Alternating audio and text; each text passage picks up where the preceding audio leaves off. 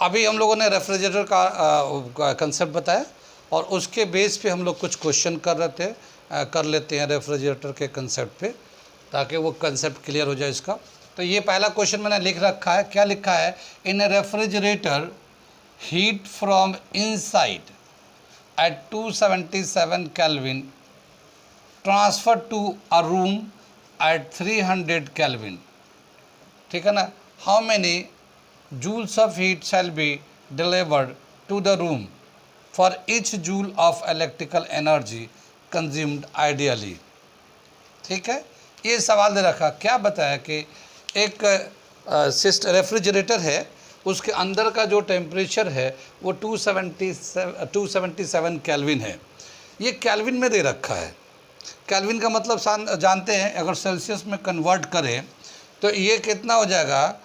मैं इधर से अलग करता हूँ। 277 में 273 माइनस कर दिए तो 4 सेल्सियस डिग्री टेम्परेचर हो जाएगा ये, ठीक है ना?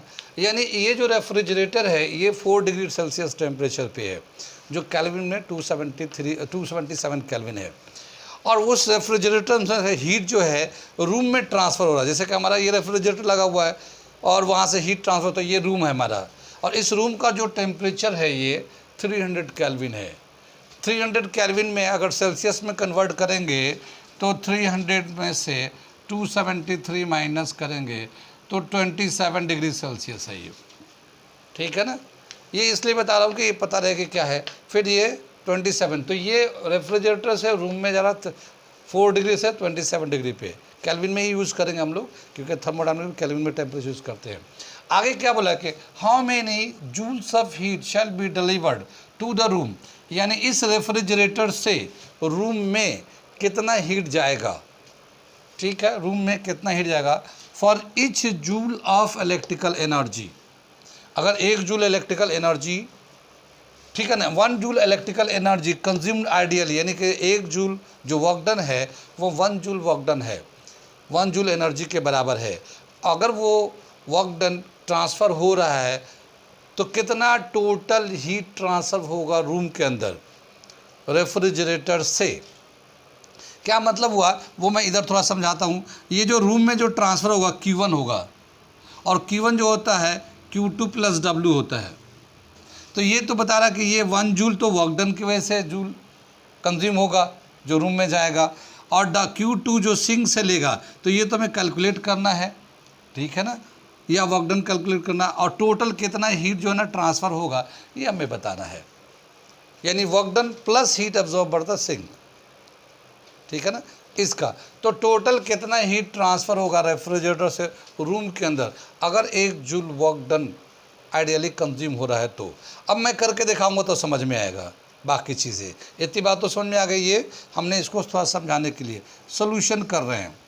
देखिए T1 T2 कितना है, जो सिंक का टेम्परेचर है या रेफ्रिजरेटर का जो टेम्परेचर है वो है 277 केल्विन, और जो रूम का टेम्परेचर है T1 है, ये रूम का टेम्परेचर है, वो 300 केल्विन है। इफ़िशियंसी अगर निकालते हैं, इफ़िशियंसी ऑफ रेफ्रिजरेटर, ठीक है, इफ़िशियंसी ऑफ रेफ्रिजरेटर, ठीक है, beta is equal to Q2 upon W आ जाएगा, ये है ना। Q2 अपन W को हम लोग लिखे थे, बीटा को टेम्परेचर के टर्म में लिखे तो कैसे लिखेंगे? T2 upon T1 minus T2, ये भी तो निकाला था बीटा के रिलेशन में, कितनी बात में। अब क्या बताया कि हमें यहाँ पे जो है Q2 निकालते हैं, इस जगह से Q2 निकालते हैं, यहाँ से करते हैं, समझ में आ रही बात? तो Q2 कितना हो जाएगा? Q2 is equal to W T2 upon T1 minus T2, ठीक है ना। W जो है ना, वर्क डन जो है ना 1 जूल, यहाँ पे लिखा है for each joule of electrical energy consumed ideally.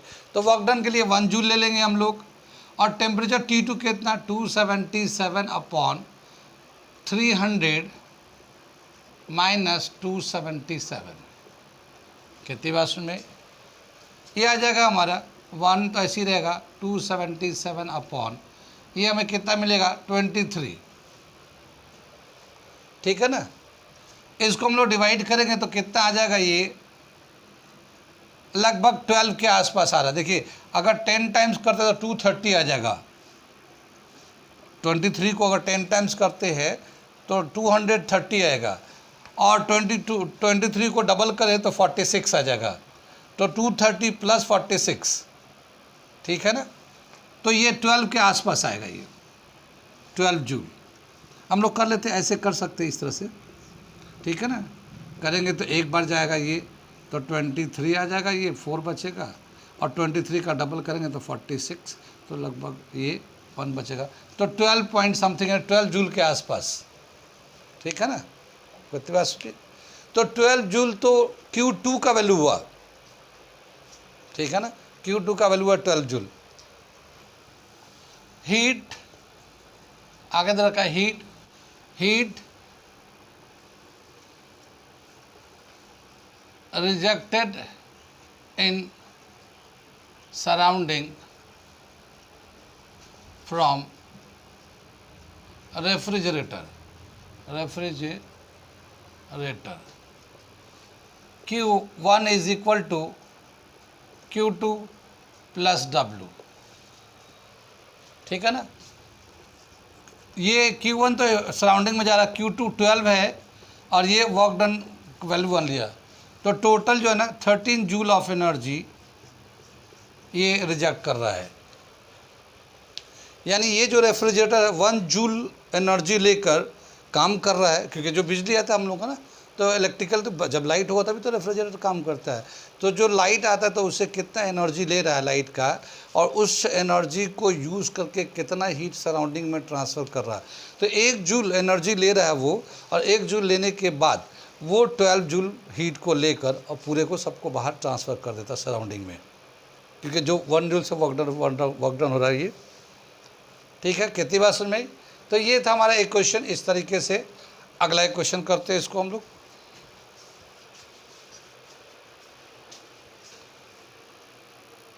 कल भी कुछ क्वेश्चन करेंगे हम लोग, क्योंकि कंपटीशन के हिसाब से कुछ अच्छे क्वेश्चन और भी है। ये तो रेफ्रिजरेटर के टर्म में हम लोग कर रहे हैं, रेफ्रिजरेटर के कंसेप्ट पे, लेकिन ऐसे एज ए होल बहुत सारे क्वेश्चन अभी और भी हैं जो कंपटीशन में आए हुए हैं, तो वो थोड़े से हम करा देंगे कल। तो कल और लास्ट न्यूमेरिकल करेंगे, इसके बाद ये ख़त्म हो जाएगा। ये अगला क्वेश्चन कर रहे हैं, तो ये हम लोग नेक्स्ट क्वेश्चन कर रहे हैं। क्या दे रखा है ये, calculate the least amount of work that must be done to freeze 1 gram of water at 0 degree Celsius by means of a refrigerator machine. The temperature of the surrounding is 27 degree Celsius. ठीक है ना। क्या बताया कि कम से कम कितना work done करना पड़ेगा कि 1 ग्राम वाटर को जो 0 डिग्री सेल्सियस पे है उसे फ्रीज कर दे। सराउंडिंग का टेम्परेचर 27 डिग्री सेल्सियस है, तो कितना हमें वर्क डन करना पड़ेगा ये निकालना है, ठीक है ना। आगे चलते हम लोग, और दूसरा पार्ट दे रखा, how much heat is passed on to the surrounding in the process, मतलब कितना टोटल हीट जो ना सराउंडिंग में जाएगा, टोटल हीट कितना सराउंडिंग में जाएगा, ठीक। आगे चलते हैं, सॉल्यूशन करते हैं इसका। ये जो 1 ग्राम वाटर है, इसका जो टेम्परेचर 0 डिग्री है, तो 0 डिग्री टेम्परेचर है, यानी कि ये सिंक का टेम्परेचर है, तो T2 is equal to 0 degree Celsius, और 0 डिग्री को हम लोग कैल्विन में लेंगे, कैल्विन में यूज़ करते हैं तो 273 कैल्विन के बराबर हो जाएगा।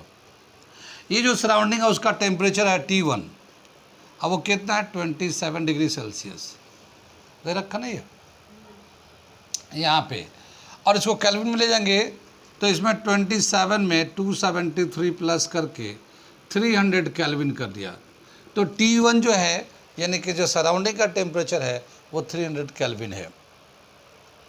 आगे बोला क्या कि heat of fusion, heat of vaporization, latent heat of fusion, latent heat of vaporization, नाम सुना आपने? क्या होता latent heat of fusion and latent heat of vaporization? Fusion बोलते हैं, वेपोराइजेशन का मतलब ये होता है कि हम लोग लिक्विड को वेपर में कन्वर्ट करते हैं, तो वेपोराइजेशन होता है। फ्यूज़ का मतलब हम लोग लिक्विड को सॉलिड में कन्वर्ट करते हैं, ठीक है ना, जो लिक्विड फॉर्म में है उसे सॉलिड में कन्वर्ट करते हैं। Latent heat of fusion of water, latent को डिफाइन करते हैं the amount of heat required to change from one state to another state at constant temperature of a unit mass is called latent heat of fusion. यहाँ पे latent heat of fusion बोलेंगे the amount of heat required to change a liquid of unit mass into solid at a constant temperature is call latent heat of fusion. यानी जिस वक्त वो state change कर रहा होता है सॉलिड से लिक्विड या लिक्विड से गैस, उस वक्त टेम्परेचर में चेंज नहीं होता, वो टेम्परेचर उतना ही रहता है। जैसे कि अगर ये फ्यूज़ का, ये जैसे हम लोग वाटर को इस वक्त 0 डिग्री पे लिक्विड में है और अभी अगर इसको हम लोग सॉलिड यानी आइस में कन्वर्ट करेंगे तो टेम्परेचर 0 डिग्री ही रहेगा। तो कितना हीट हम उसमें से निकालेंगे, ठंडा लिक्विड को अगर सॉलिड में करना तो हीट को निकालना पड़ेगा, तो कितना हीट उसमें से निकलेगा उसी को हम बोलते हैं लेटेंट हीट। अब लेटेंट हीट ऑफ वाटर जो है दिया हुआ वैल्यू है, latent heat of water for 1 gram is 80 calorie. Chemistry में पढ़ा हम लोगों ने, ठीक है ना, ये केमिस्ट्री में दे रखा है। तो क्या दे रखा है यहाँ पे, इसमें जो ना हीट निकलेगा, हीट निकलेगा मतलब इसमें से हीट निकलेगी, तो लिक्विड फॉर्म में है सॉलिड में चेंज होगा तो ये इससे हीट निकलेगा। यानी यूँ समझिए कि Q2 जो है, Q2 जो है वो हमारा 80 कैलोरी के बराबर होगा, क्योंकि Q2 का मतलब क्या होता है कि heat absorb from the sinks by the system या बाय द वर्किंग पार्ट, ठीक है। तो Q2 जो है यहाँ पे 80 कैलोरी ले लेते हैं हम लोग। इसका डेफिनेशन लिखूँ मैं क्या? लेटेंट हीट है, नहीं ज़रूरत नहीं है ना, अगर ज़रूरत होगा तो लिख देंगे। फिर से मैं एक बार डिफाइन कर देता हूँ लेटेंट हीट ऑफ फ्यूज़न का। Amount of heat required to change from liquid to solid at constant temperature of a unit mass, ठीक है, is called latent heat of fusion. कितना हीट की ज़रूरत है एक यूनिट मास को लिक्विड से सॉलिड में चेंज होने के लिए, टेम्परेचर उतना ही रहे, उस हीट को बोलते हैं latent heat of fusion. Water का एक दिया हुआ वैल्यू है 80 कैलोरी, ठीक है ना, 80 कैलोरी। दूसरे हम लोग केमिस्ट्री में चैप्टर है ये, वहाँ पे ये मेंशन है। लेटेंट हीट ऑफ फ्यूज़न भी है और वेपराइजेशन भी है। तो ये हमारा Q2 दे रखा है, कितनी बात समझ है। अब अगर हम लोग चलते हैं इफ़िशियंसी ऑफ रेफ्रिजरेटर लेते हैं, efficiency of refrigerator, efficiency refrigerator, beta is equal to Q2 upon W या फिर T2 upon T1 minus T2 temperature के टर्म में। ये रिलेशन याद रखना पड़ेगा और इसी को हम लोग कन्वर्ट करते रहेंगे। तो यहाँ पे देखिए टेम्परेचर T1 T2 दोनों पता है, Q2 भी पता है, हमें W निकालना है। W निकालते हैं यहाँ से चल के, तो क्या आ जाएगा हमारा, ये Q2 जो है 80 ले लिया, ये W जो है वर्क डन आ जाएगा। T2 जो है टेम्परेचर ऑफ द सिस्टम है, सिस्टम का दे रखा 273 और ये सराउंडिंग का दे रखा 300 माइनस 273, ठीक है। यहाँ से आ जाएगा 80 अपॉन W और ये 273 अपॉन 27 कर सकते हैं। कितनी बात समझ में, 80 अपॉन W 273 अपॉन 27, W निकालेंगे तो 80 इंटू 273 और 27 upon 273 is equal to W, ठीक है। इसे मल्टीप्लाई करके डिवाइड कर लेते हैं,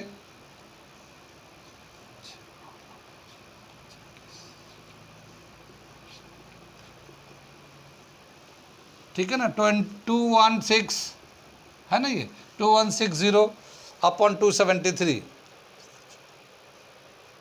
ओह 0, हाँ 5 8 9 16 5 21, ठीक है। इसको अगर हम लोग डिवाइड करते हैं हम लोग, तो इसका जो वैल्यू आएगा हमारा अप्रॉक्सीमेटली 7.9 कैलोरी के बराबर आ रहा है ये। 7.9 कैसे करेंगे, काटेंगे हम लोग, काट के देख लीजिएगा, डिवाइड करके देख लीजिए इसको अलग से। इस क्वेश्चन को मिटा देते हैं। आगे बोला, ये फर्स्ट पार्ट हो गया, ये फर्स्ट पार्ट वर्क डन पूछा हमें कि calculate the least amount of work, तो लीस्ट अमाउंट ऑफ वर्क हो गया 7.9 कैलोरी के आसपास वर्क डन करना पड़ेगा। अब दूसरा पार्ट बोला how much heat is passed on the surrounding in the process, तो सराउंडिंग में कितना हीट ट्रांसफ़र होगा ये बताना है।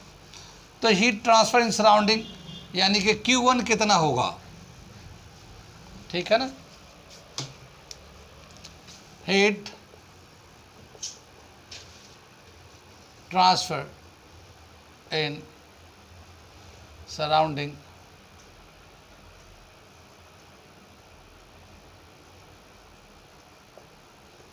क्या हो जाएगा, Q1 is equal to Q2 plus W। Q2 जो ना 80 कैलोरी है और W 7.9 है। Q1 is equal to 87.9 calorie आ गया। तो कैलोरी के टर्म में आंसर दे रखा। अगर मान लो मैं जूल के टर्म में आंसर पूछता तो यही जो है Q1 कितना हो जाता, 87.9 इंटू 4.1 से मल्टीप्लाई कर देंगे, इतना जूल आ जाएगा, ठीक है ना, जूल के टर्म में। यहाँ पे भी अगर जूल में पूछता तो हम लोग इसको 4.1 से मल्टीप्लाई कर देते, तो ये हमें जूल में आ जाता। कैलोरी को जूल में कन्वर्ट करने के लिए हम लोग 4.1 से मल्टीप्लाई कर देते हैं, जूल में चला जाता है। कितनी बात समझ में आई, ठीक है। तो आगे हम लोग, अभी तो हम लोगों ने किया था रेफ्रिजरेटर और उसके कुछ क्वेश्चंस किए थे, आगे हम लोग कर रहे हैं कुछ क्वेश्चंस जो थर्मोडायनेमिक्स से है, अच्छे हैं, कंपटीशन में आए हुए हैं। उन क्वेश्चन को अच्छा भी है, देखेंगे समझेंगे, लॉजिक भी है, तो वो हम क्वेश्चन करने जा रहे हैं, लिखने जा रहे हैं। क्या दे रखा है, ये हमारा क्वेश्चन दे रखा है, और पहले क्वेश्चन पढ़ते फिर देखते हैं इसका ग्राफ कैसे बनेगा। A certain amount of gas occupies volume V at pressure P and temperature T, ठीक है। तो एक गैस लिया गया, उसका वॉल्यूम, प्रेशर, टेम्परेचर दिया हुआ है, ठीक है। It is allowed to expand, अब उस सिलेंडर को, जो गैस का जो वो है, उसको एक्सपेंड करने दे रहे हैं। लेकिन जब ये एक्सपेंड कर रहा है तो एक बार जो ना आइसोबैरिकली एक्सपेंड कर रहे हैं, दूसरा एडियाबेटिकली एक्सपेंड कर रहे हैं, और तीसरा आइसोथर्मली एक्सपेंड कर रहे हैं। आगे पूछा in which case the work done is maximum and in which case it is minimum, कौन से में, यानी आइसोबैरिकली, एडियाबेटिकली या आइसोथर्मली, इनमें से कौन से केस में वर्क डन सबसे ज़्यादा होगा और किस केस में वर्क डन सबसे कम होगा, ये बताना हमें। समझ में आया क्वेश्चन। इसको हम लोग ग्राफ बनाते हैं पहले। ये हम लोग एक ग्राफ बना रहे हैं इस तरह से। इधर हम लोग प्रेशर ले लेते हैं, इधर हम लोग वॉल्यूम ले लेते हैं, ठीक है। एक जो इनिशियल स्टेज है ए ले लेते हैं, और गैस का PVT ये हमारा दिया हुआ है। एक गैस लिया हम लोगों ने, और उसका जो गैस का प्रेशर, टेम्परेचर, वॉल्यूम सब एक इनिशियल स्टेज पे ये दे रखा है, ए स्टेज पे। अब क्या होता है कि एक बार जो है इसको एक्सपेंड कर रहे हैं आइसोबैरिकली। आइसोबैरिक का मतलब होता है प्रेशर कांस्टेंट, बैरिक मतलब प्रेशर कांस्टेंट है। जब प्रेशर कांस्टेंट होगा तो यहाँ जितना, यानी ये प्रेशर है, ये प्रेशर का लाइन है ना, तो ये प्रेशर है। तो जब एक्सपेंड करेंगे तो प्रेशर कांस्टेंट है, तो प्रेशर कांस्टेंट का मतलब ये है कि ये इस तरह से जाएगा, ये ठीक है ना। और ये जो एक्सपेंशन है ये इस तरफ से आइसोबैरिकली हो जाएगा, आइसोबैरिकली ये एक्सपेंशन हो रहा है। तो ये पहला वाला हो गया, इसका ग्राफ हो गया आइसोबैरिक के हिसाब से, ठीक है। अब लगा कि अगर यही गैस, दोबारा एक कंडीशन लेते हैं, सेम स्टेज पे जाते हैं, इनिशियल स्टेज, और अगर एडियाबेटिकली एक्सपेंड करें, ठीक है ना, तो एडियाबेटिक एक्सपेंड करेंगे तो एडियाबेटिक में सडन होता है। सडन में क्या होता है कि बहुत तेज़ी से वो ऐसे यहाँ जाएगा ये, ठीक है ना। ये एडियाबेटिकली यहाँ तक जाएगा। ये ए से बी मान लेते हैं, ये बी स्टेज पे पहुँचा है, ये B1 ले लेते हैं, ठीक है ना। ए से बी तक गया है आइसोबेरिकली में। अब ये एडियाबेटिकली में जब जाता है तो थोड़ा तेज़ी से ग्राफ को स्वीप करता है, ठीक है ना, स्लीप। तो यहाँ पे बी जो आता है ये, इसको हम लोग B3 लेंगे, और ये जो है एडियाबेटिकली जो है एक्सपेंड कर रहा है, ये एडियाबेटिकली।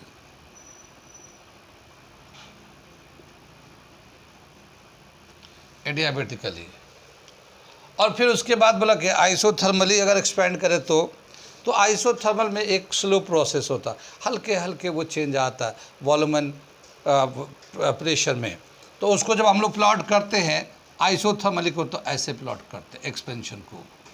तो ये बी स्टेज पे पहुंचा, यहाँ B2 ले लिया हम लोगों ने, मगर ये आइसोथर्मल हो गया, थर्मली, ठीक है ना। ये दे रखा है गति वाष्प में। तो क्या देखा कि जब हम लोग गैस को एक स्टेज से एक्सपेंड करते हैं हम लोग आइसोबैरिकली, तो ये पैरेलल टू वॉल्यूम हो जाता है, प्रेशर कांस्टेंट रहता है।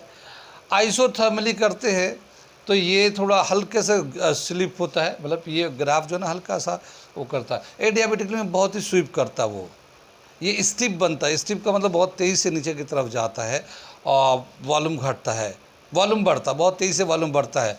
एक वॉल्यूम से फौरन फाइनल वॉल्यूम यहाँ पे तेज़ी से बढ़ जाता है, ठीक है। और प्रेशर भी बहुत तेज़ी से घटता भी है एडियाबेटिकली में। अब इस तरह ये हमारा ग्राफ बन गया इसका।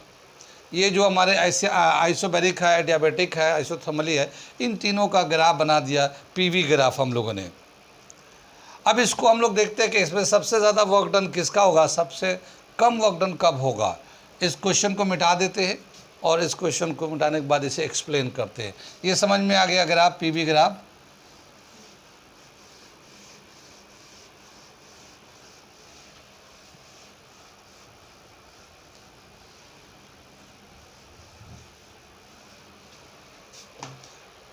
ठीक है, हम लोग PV ग्राफ से वर्क डन निकालते हैं, ठीक है, एक्सप्लेन कर रहे हैं। In the given PV graph, ठीक है ना, the work done is equal to the area under the given curve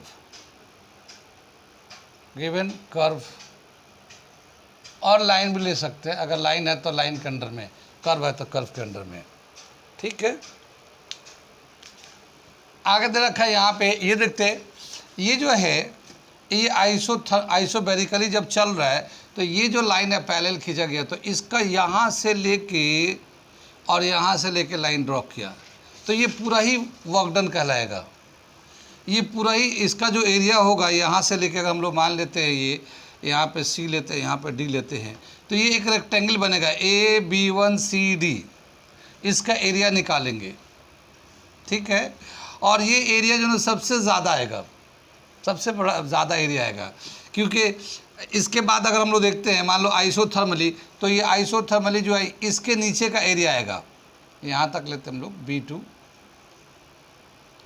ठीक है। तो इसका अगर लेते हैं तो ये जो होगा, हम इसको हम ब्लैक से दिखा देते हैं, इसको आइसोथर्मली को, तो आइसोथर्मली हम लोग ब्लैक से दिखा रही है, इतना वर्क डन आएगा, ठीक है ना, आइसोथर्मली का। और अगर हम लोग आइसोबैरिक का लेते हैं तो ये पूरा यहाँ से लेंगे हम लोग, ये ब्लू से दिखा रहे हैं अलग कलर से, ठीक है ना। तो ब्लू वाले का एरिया जो है आइसोबैरिक का एरिया ज़्यादा है आइसोथर्मली से। और फिर उसके बाद जो है ना एडियाबेटिक के नीचे जो कर्व है उसके नीचे का ले लेंगे, तो ये यहाँ पे आ जाएगा, ये वाला, ये उससे भी कम है। तो सबसे कम जो एरिया आएगा वो एडियाबेटिक कर्व के अंडर में आएगा, और सबसे ज़्यादा जो एरिया आएगा वो आइसोबैरिक के लिए आएगा। और जो एरिया निकालते हैं हम लोग PV डायग्राम का, वही वर्क डन होता है। तो ये लिखा हमने, the work done is equal to the area under the given curve. Here the area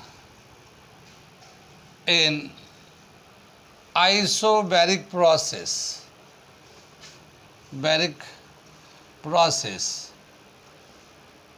is greater, ठीक है ना। So the work done is maximum during isobaric process, ठीक है ना। आइसोबैरिक प्रोसेस में वर्क डन मैक्सिमम हो जाएगा, while area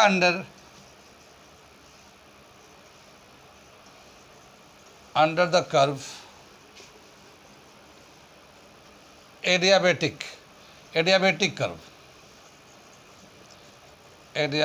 curve is minimum.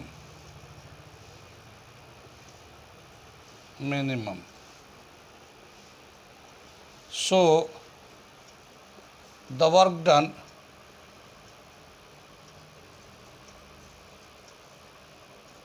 is minimum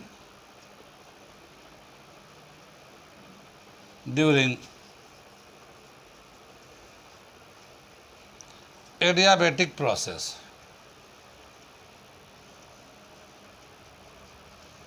ठीक है ना। एडियाबेटिक प्रोसेस पे मिनिमम होगा।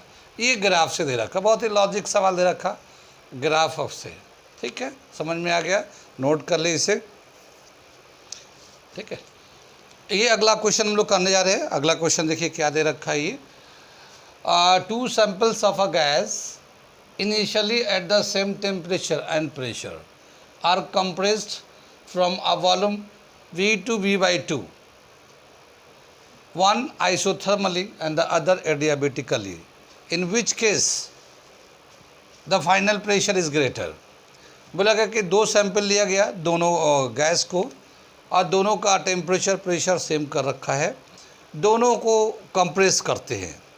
एक को आइसोथर्मली तो स्लोली, और एक एडियाबेटिकली यानी कि सडनली उसको कंप्रेस करेंगे। दोनों का वॉल्यूम जितना पहले था उसका हाफ कर देंगे।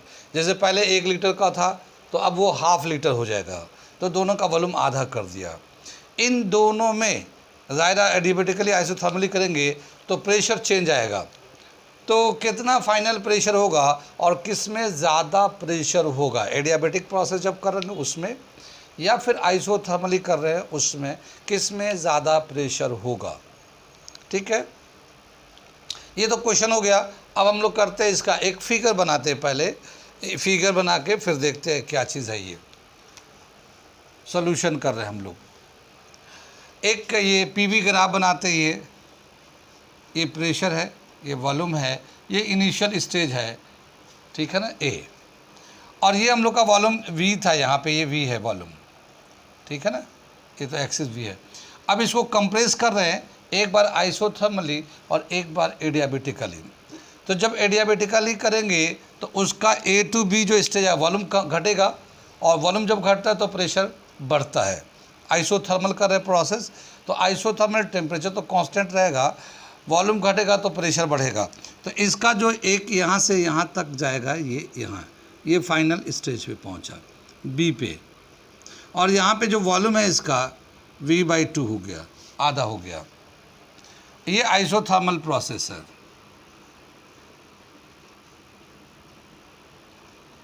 कंप्रेशन हो रहा, ठीक है। और दूसरा दे रखा, अगर हम लोग एडियाबेटिकली इसको कंप्रेस करते हैं तो इसका जो एडियाबेटिक का ग्राफ बनता है ये कुछ इस तरह से बनता है, ठीक है ना। और ये यहाँ पे बी डैश पे आया और यहाँ पे इसका V/2 वॉल्यूम हो जाता है। और ये प्रोसेस है एडियाबेटिकली। कितनी बात सुन रही, ठीक। आगे देखिए, जब हम लोगों ने ए से इनिशियल स्टेज एक गैस को हम लोगों ने प्रेस किया, वॉल्यूम आधा किया, तो उसका प्रेशर जो है फाइनल प्रेशर ये यहाँ पे आ रहा है, ठीक है ना। और एडियाबेटिकली कर रहे हैं हम लोग, तो ये जो प्रेशर बन के आ रहा है वो यहाँ पे आ रहा है, ठीक है। तो फाइनल प्रेशर जो है किसका ज़्यादा होगा, एडियाबेटिक प्रोसेस में फाइनल प्रेशर ज़्यादा होता है। ये हम लोगों ने क्वेश्चन क्यों कर रहे हैं, क्योंकि अभी एक हम लोगों ने उधर क्वेश्चन किया था जिसमें हम लोग पीवी डायग्राम दिखाए थे एक्सपेंशन के लिए। अभी एक क्वेश्चन किया था तो उसमें पीवी डायग्राम दिखा रहे थे एक्सपेंशन के लिए, तो ये तो हम लोगों ने दिखाया था एडियाबेटिक के लिए, ठीक है ना। एडियाबेटिक के लिए ए टू बी ले गए थे और एक आइसोथर्मली के लिए ऐसे ले गए थे, ठीक है ना। तो ये आइसोथर्मल होता है, कितनी बात सुन गई, isothermally.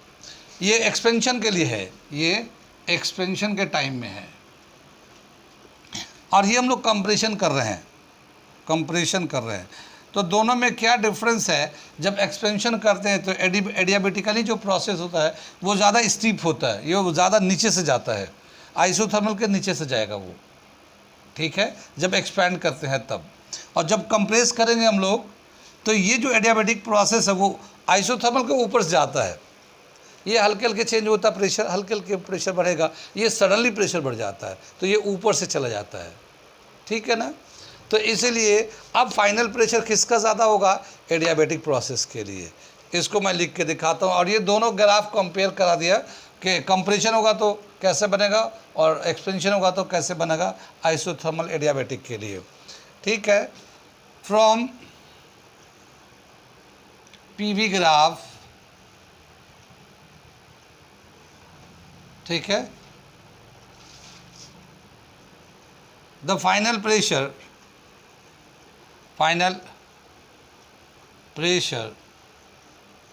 is greater in adiabatic process when it is compressed, ठीक है ना, फ्रॉम V to V/2, ठीक है ना। वाइल मैं इसको ऐड कर दे रहा हूँ एक्सपेंशन के लिए भी, ताकि कंपैरेटिव हो जाएगा। ये तो हमारा कंप्रेशन के लिए था, इसका प्रेशर, ठीक है ना। और ये एक्सपेंशन में आप इसको इस तरह का होता है कि जो प्रेशर देखिए एडियाबेटिक में यहाँ पे भी सबसे किसका प्रेशर कम होगा, एडियाबेटिक में भी कम हो रहा है। देखिए यहाँ इनिशियल स्टेज था ये, और आइसोथर्मल जाता तो ये फाइनल स्टेज आता है, और एडियाबेटिकली जाता तो यहाँ फाइनल स्टेज आता है। अगर हम लोग प्रेशर डिक्रीज देखेंगे तो आइसोथर्मल में तो यहाँ प्रेशर आएगा और एडियाबेटिक में यहाँ प्रेशर आएगा। तो एडियाबेटिक में प्रेशर बहुत कम हो जाता है, आइसोथर्मल में कम होता है, और एडियाबेटिक में ज़्यादा चेंज आता है।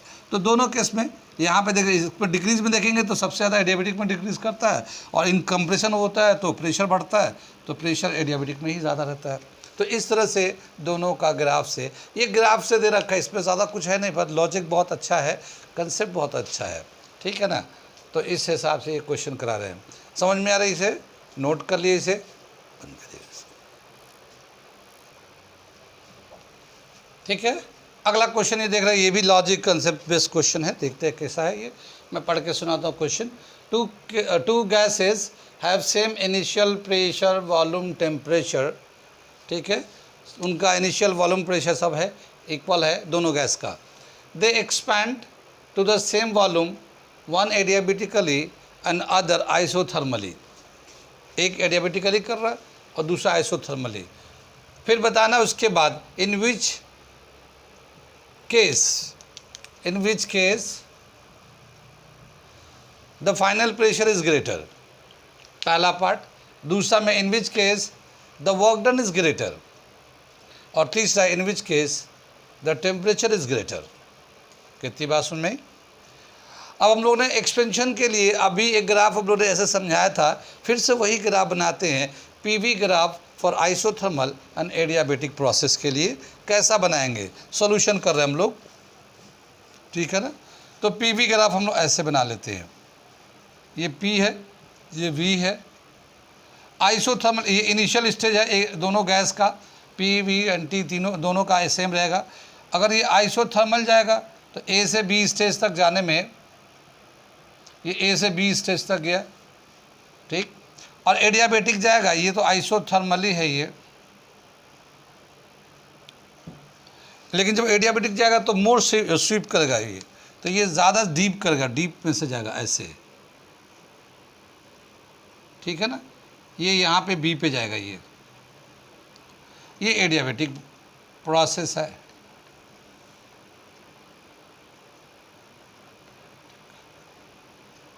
ठीक है, ये ऐसे दे रखा है।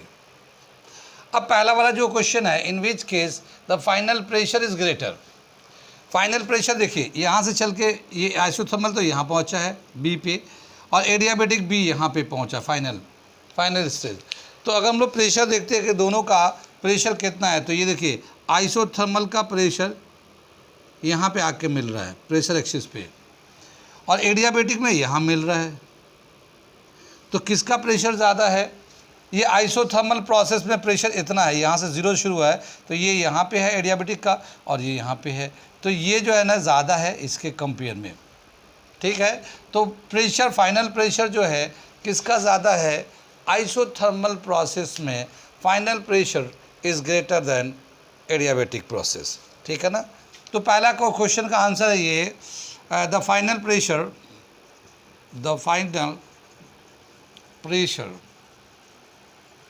is greater in isothermal process as compared to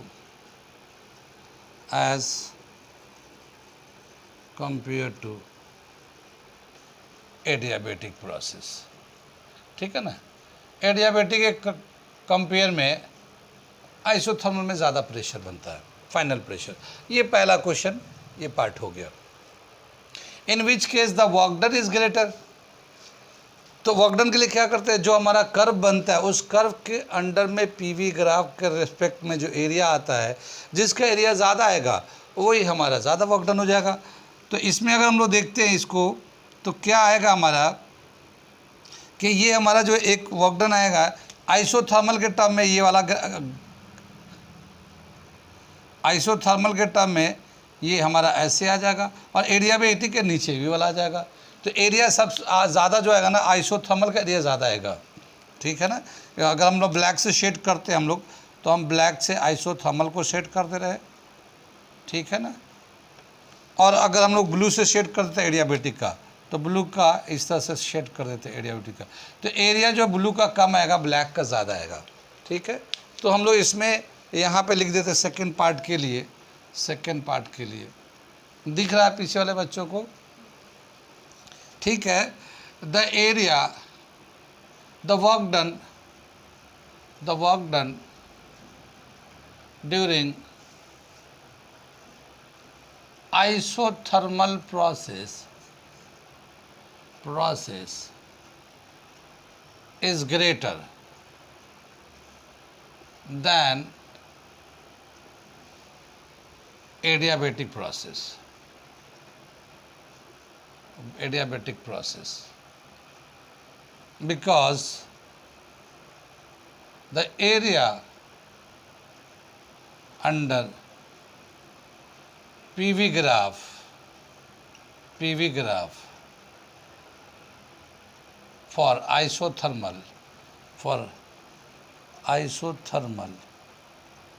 is greater than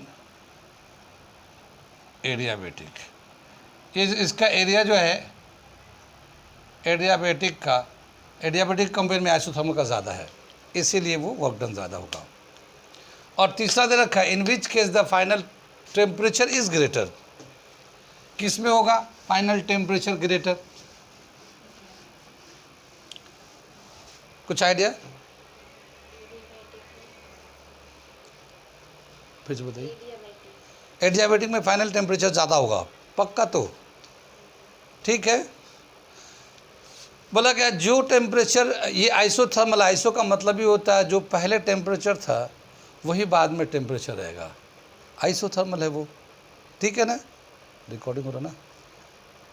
हाँ, क्या बताया कि ये जो आइसोथर्मल प्रोसेस है तो आइसोथर्मल में जितना इनिशियल टेम्परेचर था उतना ही फाइनल टेम्परेचर भी रहेगा। Temperature remain same through out the process, isothermal process. लेकिन एडियाबेटिक में क्या होता है, सडन प्रोसेस होने की वजह से वॉल्यूम सडनली एक्सचेंज करता है, ठीक है ना, वॉल्यूम सडनली एक्सपेंड करता है, ये एक्सपेंशन का बनाया हुआ है, तो प्रेशर घटता है, ठीक है ना। प्रेशर घटेगा और प्रेशर जब घटेगा तो टेम्परेचर भी घटेगा, क्योंकि एडियाबेटिक में हम लोग जानते हैं कि एक ऐसा प्रोसेस होता है जिसमें सिस्टम जो है ना हीट लेता है ना हीट रिलीज़ करता है। सिस्टम के अंदर कोई हीट आता भी नहीं है और बाहर जाता भी नहीं है। तो जो भी वो वर्क डन हो रहा होगा वो अपने इंटरनल एनर्जी के बेस पे कर रहा होगा।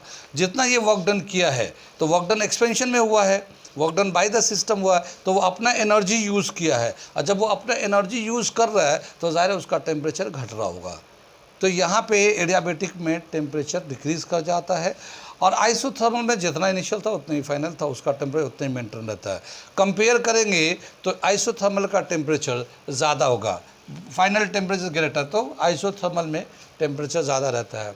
कितनी बात में इसको मैं लिख के दिखाता हूँ, थर्ड पार्ट को, ठीक है। During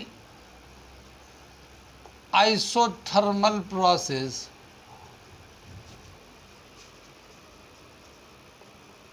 the temperature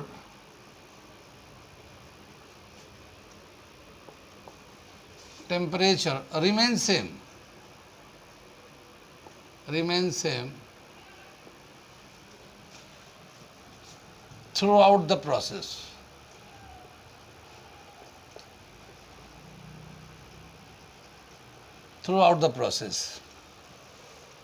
But in adiabatic process,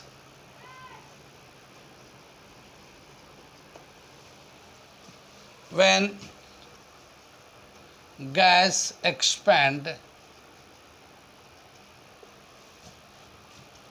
it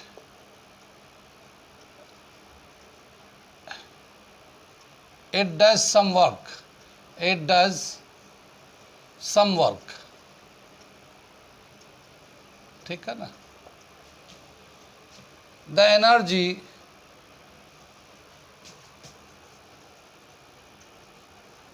required for doing work is consumed, या फिर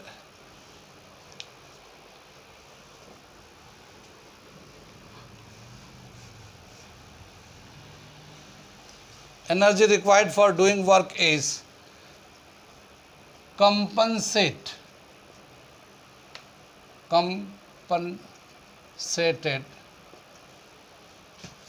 by decreasing the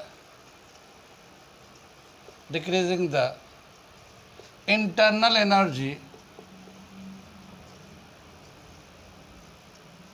of the system।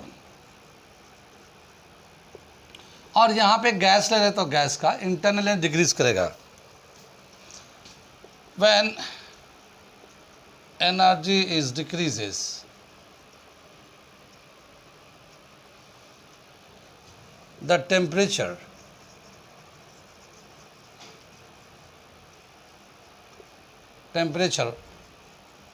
also decreases because there is no exchange of heat from the surrounding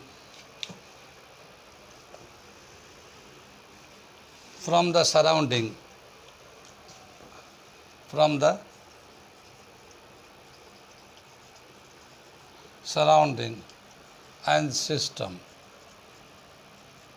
is possible। ये दे रखा है हमारा, एक paragraph लिख दिया समझने के लिए कि आइसोथर्मल में टेम्परेचर उतना ही रहता है थ्रू आउट प्रोसेस में, लेकिन जो एडियाबेटिक प्रोसेस होता है तो ज़ाहिर है एक्सपेंड करेगा तो work done by the system हो रहा है, और work done by the system होता है तो टेम्परेचर जो वर्क डन होगा तो एनर्जी चाहिए, और एनर्जी जब वो यूज़ करेगा तो इंटरनल एनर्जी यूज़ करेगा, क्योंकि सिस्टम एंड सराउंडिंग से कोई हीट का चेंज तो होता नहीं है, एक्सचेंज होता नहीं है। तो जो इंटरनल एनर्जी है उसी के कंपनसेट करके वो वर्क डन कर रहा होगा, और जब एनर्जी यूज़ कर रहा होगा तो उसका टेम्परेचर डिक्रीज़ करेगा। इस तरह से हम लोगों ने एक्सप्लेन किया। कितनी बात समझ में आई है? आगे चलते हैं, एक दो क्वेश्चन और करते हैं। बंद करिएगा इसको, बंद करिएगा इसको। क्या दे रखा है ये? अगला क्वेश्चन हम लोग कर रहे हैं ये क्वेश्चन देखिए। An ideal gas is taken through the cycle A to B, B to C, C to A as shown. Figure ये दे रखा हमारा, ये वॉल्यूम है, ये मीटर क्यूब में है, ये प्रेशर है। अब ये है ना, A से गैस A से B तक गया, B से C गया, C से फिर वापस A आ गया, तो ये एक साइक्लिक प्रोसेस हो गया, ठीक है ना। और ये इन्फॉर्मेशन के हिसाब से A जो है ना वॉल्यूम यहाँ पे 1 है और B पे वॉल्यूम 2 है, और प्रेशर लेंगे तो A पे प्रेशर जो है 10 है और C पे प्रेशर 5 है, ठीक है ना। इस तरह से इन्फॉर्मेशन दे रखा है। If net heat supply to the gas is in the cycle is 5 joule, ये पूरे साइकिल में जो हीट सप्लाई किया गया है वो 5 जूल है। What is the work done by the gas in the process C to A, C से A की तरफ जब आ रहा है तो इस वक्त कितना वर्क डन होगा ये निकालना हमें, ठीक है। C से A तक जाएगा तो कितना वर्क डन करने का, कितनी बात सुन में आई? तो ये वर्क डन निकालना है। करते हैं इसका सोल्यूशन। कितनी बात सुन में आई? क्या बताया, जब भी कभी हम लोग साइक्लिक प्रोसेस करते हैं तो साइक्लिक प्रोसेस में internal energy, change in internal energy zero होता है, ठीक है ना। आइसोथर्मल प्रोसेस में भी change in internal energy zero होता है। यहाँ पे साइक्लिक प्रोसेस हो रहा है तो इन साइक्लिक प्रोसेस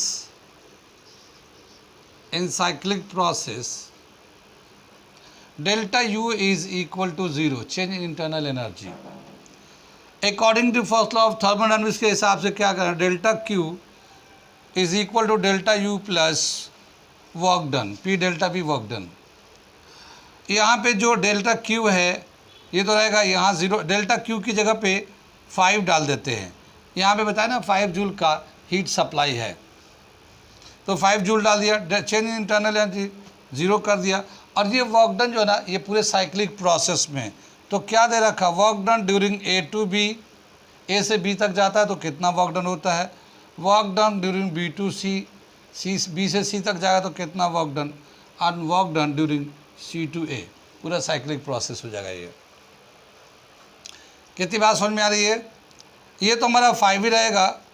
अब यहाँ पे देखते हैं, जब सिस्टम A से B तक जा रहा है, ये देखिए A से B जा रहा है ये, तो वॉल्यूम एक्सिस में अगर देखते हैं वॉल्यूम इधर है, प्रेशर इधर है, ये ध्यान करना। आमतौर पे हम लोग वॉल्यूम नीचे प्लॉट करते थे, प्रेशर इधर प्लॉट करते थे, ठीक है ना।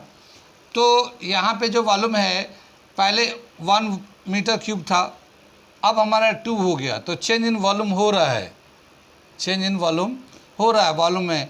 तो वर्क डन कितना होगा, लेकिन जिस वक्त A से B तक जा रहा उस वक्त जो प्रेशर है 10 था, यहाँ पे भी 10, यहाँ पे भी है, प्रेशर कांस्टेंट है, तो इसका जो ये तो 0 ही रहेगा, लेकिन वर्क डन होगा P into delta V, change in volume from A to B जब चेंज होगा तो। ऐसे ही बोला क्या, P यहाँ पे P है B to C जाने के लिए, ठीक है, लेकिन B से जब C तक जा रहा है तो B पे भी वॉल्यूम 2 था और C पे भी वॉल्यूम 2 ही है, तो चेंज इन वॉल्यूम यहाँ पे ले लेंगे हम लोग डेल्टा BC, अभी हम दिखाएंगे BC। और यहाँ लेकिन प्रेशर चेंज हो रहा है, ये यहाँ पे प्रेशर चेंज हो रहा है, हम यहाँ P डैश लगा दिए। और work done C to A, तो P डबल डैश करके और change in volume C to A ऐसे लिख सकते हैं, या फिर इसको खाली हम लोग वर्क डन ही रहने देते हैं, ये इसके तो निकालना ही निकालना हमें, C to A का वर्क डन निकालना हमें। आगे चलते हम लोग, ये 5 है हमारा, ये वाला 5 आ गया, ये 0 रह गया।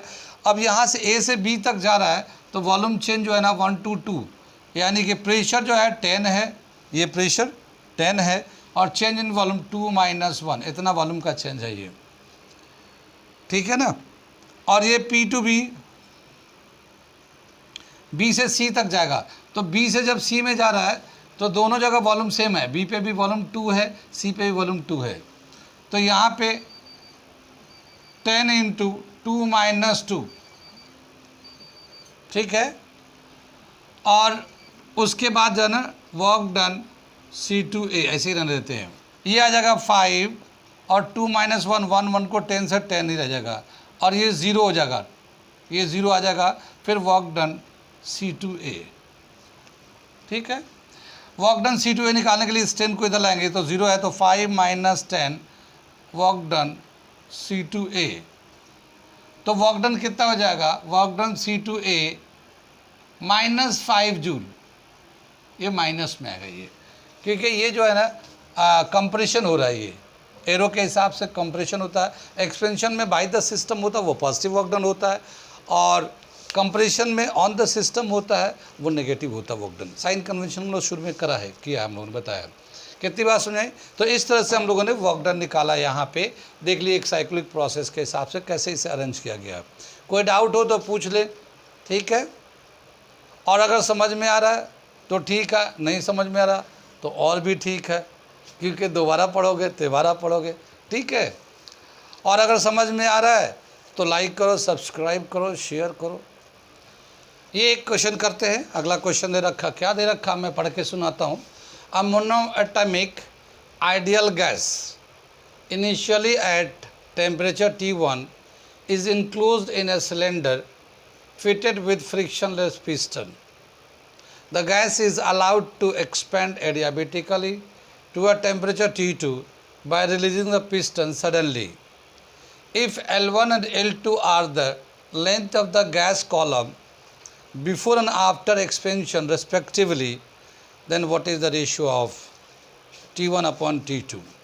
ठीक है, क्या समझ में आया। एक मैं फिगर बना के समझाता हूँ ज़रा सा, कि एक हमारा इस तरह का सिलेंड्रिकल जो कंटेनर है, इसमें एक गैस है मोनोएटॉमिक गैस। मोनोएटॉमिक तो जानते हैं जो एक एटम का होता है, एक होता है डायएटॉमिक गैसेस, फिर ट्राइएटॉमिक भी होता है।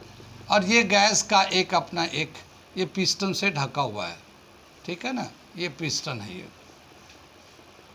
ठीक। इसका अपना एक वॉल्यूम है, प्रेशर है, टेम्परेचर है। तो इस वक्त जो टेम्परेचर है T1 है, इसका यहाँ पे टेम्परेचर T1 है। अब इसको गैस को एक्सपेंड कराते हैं एडियाबेटिकली। तो जब एडियाबेटिकली करेंगे तो ये एक्सपेंड करके यहाँ चला गया ये, ठीक है ना, ये यहाँ चला गया एक्सपेंड करके, ठीक। और अब एक्सपेंड होने के बाद ज़ाहिर गैस यहाँ पे भी आ गया ये, और ये पूरा गैस आ गया, और अब टेम्परेचर T2 हो गया, यहाँ पे टेम्परेचर T2। इसका जो लेंथ था पहले, यहाँ से यहाँ तक जो गैस का जो लेंथ था L1 था, ये यहाँ से यहाँ तक लेंथ जो था गैस का। अब लेकिन लेंथ जो है L2 हो गया, यहाँ से यहाँ तक जो गैस का लेंथ हो गया L2 यहाँ तक। तो अब हमें T1/T2 का रेशियो बताना है L1/L2 के टर्म में, ठीक है। क्वेश्चन समझ में आ गया। ये मैं अब क्वेश्चन को मिटा देता हूँ, इसकी कोई ज़रूरत नहीं है क्वेश्चन की, ठीक है। क्वेश्चन मिटा दे रहे हैं।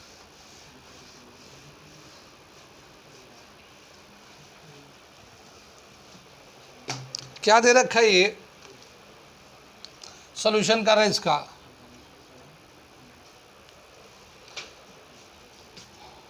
द गैस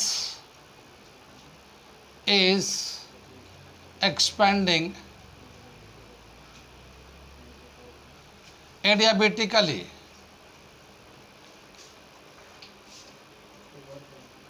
ठीक है। So T1 V1 raise to the power gamma -1 is constant. ये हम लोग जानते हैं, रिलेशन निकाल रखा। जब एक्सपेंड करते हैं तो वॉल्यूम एंड टेम्परेचर में क्या रिलेशन होता है, T1 V1 raise to gamma -1। Gamma होता है ये गैस कांस्टेंट होता है, Cp/Cv के बराबर होता है। फॉर मोनोएटॉमिक गैस, जब हम लोग और काइनेटिक थ्योरी ऑफ गैसेस पढ़ेंगे तो वहाँ पे गामा का वैल्यू दिया हुआ है, monoatomic, diatomic, triatomic. तो फॉर मोनो एटमिक गैस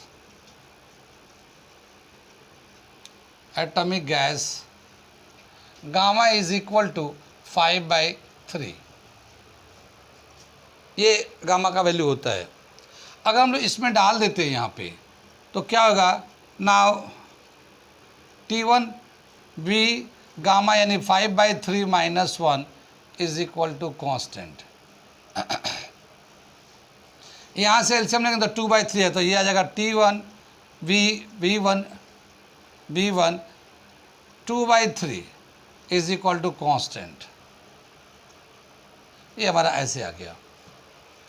लेकिन इसमें जो वॉल्यूम है, वॉल्यूम के लिए कुछ नहीं दिया। क्या दिया गया, पहले जो लेंथ था L था और दूसरा जो लेंथ है L2 हो गया, L1 L2 हो गया है।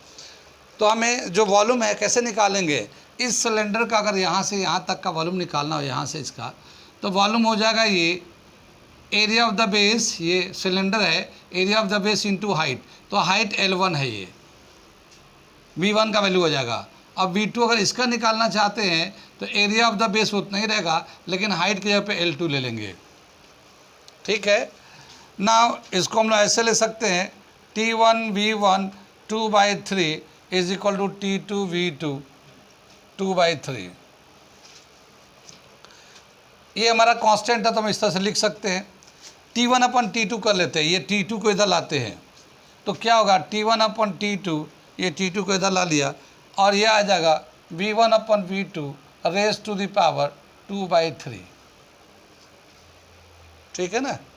वॉल्यूम का फॉर्मूला हम लोग वॉल्यूम को V1 को ऐसे लिख सकते हैं, area of the base into height.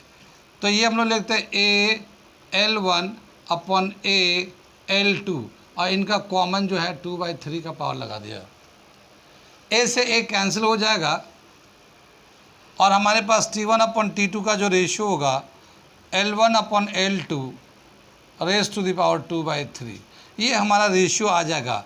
अब अगर लेंथ का जो वैल्यू देगा तो हम लोग जो दिया रहेगा उसको निकाल सकते हैं। तो ये हमारा एक रिलेशन आ गया लेंथ के टर्म में। ठीक है ना। यहाँ पे वॉल्यूम डायरेक्ट यूज़ नहीं हुआ है, यहाँ पे एरिया एंड लेंथ यूज़ हुआ है। कितनी बात समझ में आई, यहाँ तक नोट कर लिए, समझ में आ रहा, अच्छे सवाल है, करिए, प्रैक्टिस करिए। अभी हम लोग यहाँ पे थ्योरी प्लस कुछ न्यूमेरिकल्स थर्मोडायनामिक्स का कंप्लीट कर दिया। आगे हम लोग फिर करेंगे, तब इसमें ऐड करेंगे competitive questions, objective question. Mean time में अभी यहाँ पे ये ख़त्म हो जाता है चैप्टर। ओके, तो इसे रिवीजन करें थ्योरी प्लस न्यूमेरिकल के लिए। आगे चलते हैं हम लोग। इसे बंद करिएगा।